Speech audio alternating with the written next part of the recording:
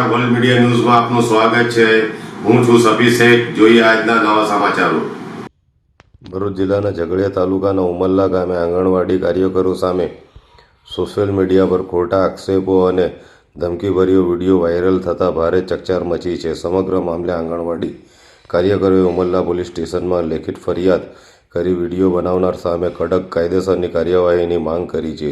મળતી માહિતી મુજબ એક સ્થાનિક સોશિયલ મીડિયા ક્રિએટર દ્વારા વિડીયો વાયરલ કરી આંગણવાડી કેન્દ્રમાં સગર્ભા મહિલાઓને સરકારી અનાજ તેમજ વિવિધ યોજનાઓના લાભો આપવામાં આવતા ન હોવાના આક્ષેપો કરવામાં આવ્યા હતા। સાથે જ વિડીયોમાં આંગણવાડી કાર્યકરો સામે અભદ્ર ભાષાનો ઉપયોગ અને ધમકીભર્યા શબ્દો પ્રયોગ કરવામાં આવ્યો હોવાનો કાર્યકરોનો આક્ષેપ છે।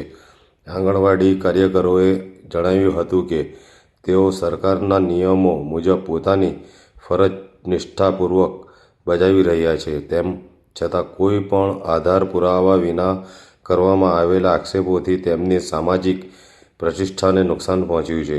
કાર્યકરોએ પોલીસ સમક્ષ રજૂઆત કરી છે કે જો વિડીયો બનાવનાર પાસે કોઈ પુરાવા હોય તો તે સંબંધિત સરકારી તંત્ર સમક્ષ રજૂ કરે, પરંતુ પુરાવા વિના ખોટા આક્ષેપો કરી બદનામ કરનાર અને ધમકી આપનાર સામે કડક કાયદેસરની કાર્યવાહી કરવામાં આવે તેવી માંગ કરવામાં આવી છે। સમગ્ર મામલે હવે ઉમરલા પોલીસ દ્વારા તપાસ હાથ ધરવામાં આવે છે કે નહીં અને તપાસમાં શું હકીકત સામે આવે છે તેના પર નજર છે।